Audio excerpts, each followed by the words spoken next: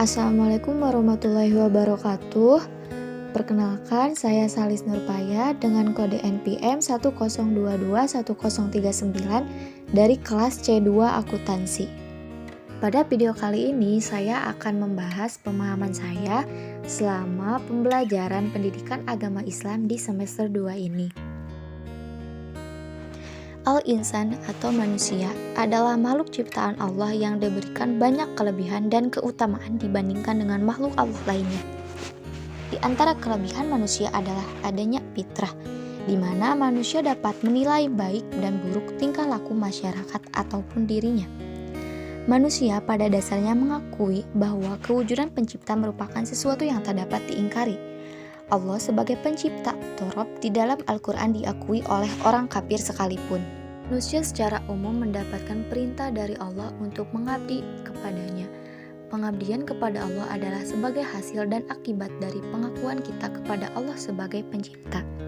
Dan Allah juga memberikan petunjuk kepada kita ke arah yang lebih baik. Jika kita hendak mengikuti perintah Allah, maka kita mesti mengikuti perintah Rasul. Petunjuk Rasul digunakan untuk mengenal Allah. Mengenal Allah juga dapat dilakukan dengan cara memperhatikan dan memikirkan alam sebagai penciptaannya. Petunjuk Rasul juga digunakan untuk mengamalkan Islam yang benar dan yang diridhoi oleh Allah Subhanahu wa taala. Rasul sebagai ikutan dan teladan yang baik untuk diikuti dalam mengamalkan Islam secara benar. Rasul adalah seorang lelaki yang dipilih dan diutus oleh Allah Subhanahu wa taala dengan membawa risalah kepada manusia. Dari segi bahasa, Rasul berasal dari kata rasalah yang berarti mengutus. Sedangkan kata Rasul adalah bentuk infinitif dibaca masdar dari kata rasalah yang berarti utusan atau seseorang yang diutus. Ada dua kata kunci untuk memahami definisi ar-Rasul. Yang pertama adalah hamilur risalah atau membawa dan menyampaikan risalah. Yang kedua adalah qudwatu fi tatbiqi risalah atau menjadi qudwah contoh bagi umat manusia dalam melaksanakan ajaran yang dibawanya. Ciri-ciri khusus seorang rasul, yaitu yang pertama adalah memiliki as-sifatul asasiyah, yakni sifat-sifat dasar yang layak baginya. Misalnya sifat sidik, jujur, amanah terpercaya, tabligh menyampaikan, dan fatwana cerdas. Yang kedua adalah memiliki al-mu'jizat atau mukjizat, yakni perkara-perkara luar biasa yang dapat dilakukannya dengan izin Allah untuk melemahkan mereka-mereka yang memintanya. Ketiga adalah adanya al-bisyarat atau berita gembira kedatangannya. Yang keempat adanya an-nubuwat atau berita-berita kenabian yang disampaikan. Setiap rasul senantiasa membawa berita dari Tuhannya melalui wahyu berisi ajaran, perintah, dan larangan atau peristiwa-peristiwa masa lalu dan masa yang akan datang. Dan yang terakhir adalah adanya as-samarat atau hasil dakwah yang dilakukannya. Di antara hasil dakwah yang diwujudkan Rasul adalah munculnya generasi unggul dari sisi keimanan, ilmu, dan amal, sehingga mampu berkuasa di muka bumi ini dan menebarkan ajaran Islam ke seluruh penjurunya. Kedudukan Rasul yang pertama adalah abid min ibadillah atau hamba di antara hamba-hamba Allah. Rasul sebagai manusia dan kita pun sebagai manusia, sehingga apa yang dikerjakan oleh Nabi juga dapat dilaksanakan oleh kita secara baik. Tidak ada alasan untuk tidak mengerjakan perintah Rasul, karena Allah telah mengutus Rasul dari kalangan manusia juga.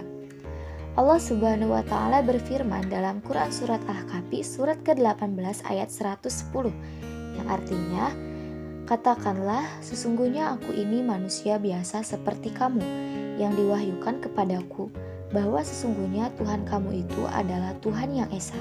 Barang siapa mengharap perjumpaan dengan Tuhannya, maka hendaklah ia mengerjakan amal yang soleh dan janganlah ia mempersekutukan seorang pun dalam beribadat kepada Tuhannya. Dari kedudukan ini, diantaranya ada insan atau manusia. Kaum Yahudi senantiasa mempersoalkan kehadiran Rasul yang berasal dari manusia. Mereka mengada-ngada persoalan yang didasari kekufurannya. Lalu ada nasab atau keturunan. Rasul berasal dari kaum Quraisy. Bapaknya bernama Abdullah dan ibunya bernama Siti Aminah. Beliau mempunyai keluarga dan keturunan yang jelas. Begitupun tentang sejarah kelahiran dan asal-usulnya. Sejarah yang menjelaskan bagaimana Nabi dibesarkan sehingga menjadi Rasul yang banyak terdapat di berbagai buku sirah Nabi. Selanjutnya adalah fisik. Fisik Nabi Muhammad SAW digambarkan banyak hadis seperti rambutnya yang rapi dan selalu diikat atau disisir, badannya yang kuat, tingginya yang sedang, dan sebagainya. Lalu ada sirah nabawiyah atau sejarah kenabian. Penggambaran Nabi sebagai hamba Allah terdapat di dalam sirah nabawiyah. Penggambaran ini dijadikan sebagai pengajaran, menerangkan sesuatu dan juga dapat sebagai petunjuk bagi kita yang membacanya. Dapat disimpulkan bahwa Nabi sebagai hamba Allah dan menjalankan aktivitas-aktivitasnya sebagai manusia biasa. Kedudukan Rasul yang kedua adalah as-sunnah atau sunnah. Dari segi bahasa, sunnah berarti jalan. Maksud dari sunnah Nabi adalah segala sesuatu yang disebutkan dan diamalkan, yang perlu diikuti, dan bernilai sunnah adalah yang bersifat minhajul hayah atau petunjuk hidup. Sunnah ini dijadikan sebagai fikih ahkam untuk rujukan beramal atau mengambil keputusan. Pada as-sunnah ini ada yang disebut dengan fikul ahkam atau fikih hukum. Rasul dijadikan sebagai tempat dan ketaatan dan tauladan, dan juga sebagai rujukan hukum. Fikih ahkam yang digunakan sebagai dalil juga memerlukan pandangan sunnah. Hal ini dijelaskan dalam Quran Surat An-Nisa ayat 64-65. Kedudukan Rasul yang ketiga yaitu Rasul minal mursalin atau Rasul di antara Rasul-Rasul.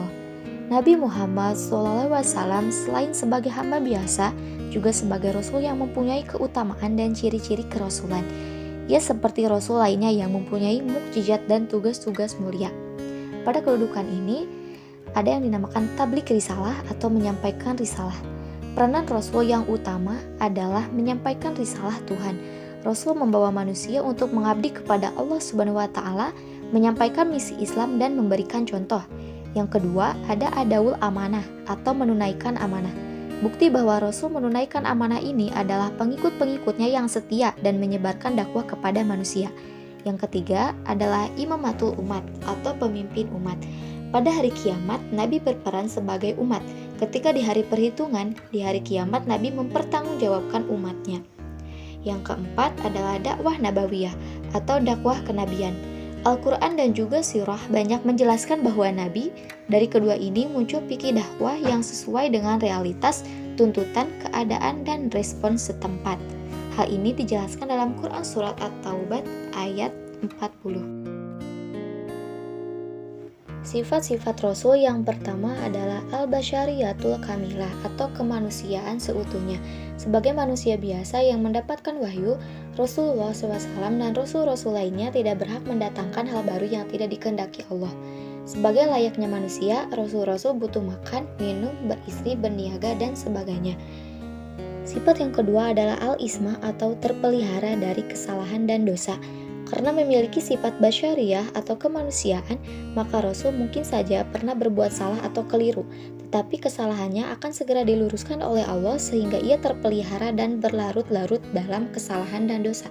Inilah yang disebut dengan sifat al-ismah. Sifat Rasul yang ketiga adalah as-siddiq atau jujur. Rasul tidak berdusta tentang apa yang diwahyukan kepadanya dari Allah Subhanahu wa Ta'ala. Yang keempat adalah al-fatona atau cerdas. Rasul dibekali sifat fatona sehingga dapat menjelaskan wahyu dengan sebaik-baiknya. Beliau menyeru manusia dengan hikmah atau pengetahuan dan pelajaran yang baik serta dialog yang terbaik sebagaimana diperintahkan oleh Allah. Yang kelima dan yang keenam adalah al-amanah atau terpercaya dan at-tabligh atau menyampaikan risalah. Sebagai Rasul minal mursalin, Rasul memiliki tugas untuk balaga risalah atau menyampaikan risalah sebagai bentuk adaul amanah atau penunaian amanah. Yang ketujuh adalah al-iltizamul kamil atau komitmen yang sempurna terhadap kebenaran. Beliau tidak pernah bergeser sedikit pun dari kebenaran. Beliau senantiasa berkomitmen kepadanya dari segala sisinya. Tugas Rasul dibagi menjadi dua. Yang pertama adalah hamilu risalati dakwah atau mengemban risalah dakwah.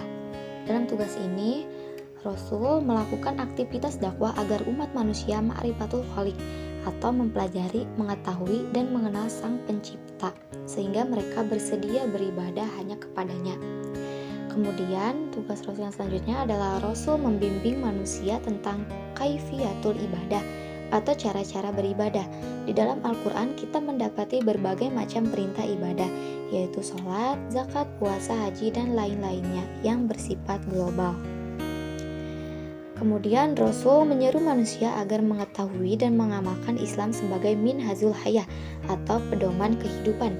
Dan Rasul melakukan at-tarbiyah atau pembinaan kepada umat, yakni berupa tauzihun atau pengarahan dan nasyihatun atau nasihat, sehingga iman, ilmu, dan amal mereka tumbuh berkembang. Tugas Rasul yang kedua adalah iqamatu dinillah atau menegakkan agama Allah. Di dalam tugas ini yang pertama, Rasul melakukan iqamatul khilafah atau yakni kepemimpinan Islam di muka bumi.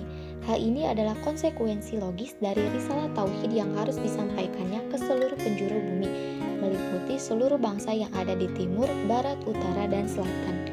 Yang kedua adalah Rasul melakukan binaur rizal atau membina kader yang menjadi kekuatan inti sehingga estafeta dan roda dakwah dapat terus berputar. Urgensi keberadaan sekelompok orang yang secara khusus menunaikan perintah Allah Subhanahu wa taala untuk berdakwah dan amar ma'ruf nahi mungkar disebutkan melalui firman-Nya.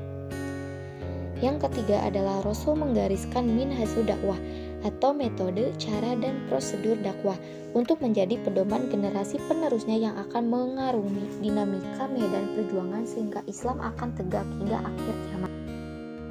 Sekian dari saya. Wassalamualaikum warahmatullahi wabarakatuh.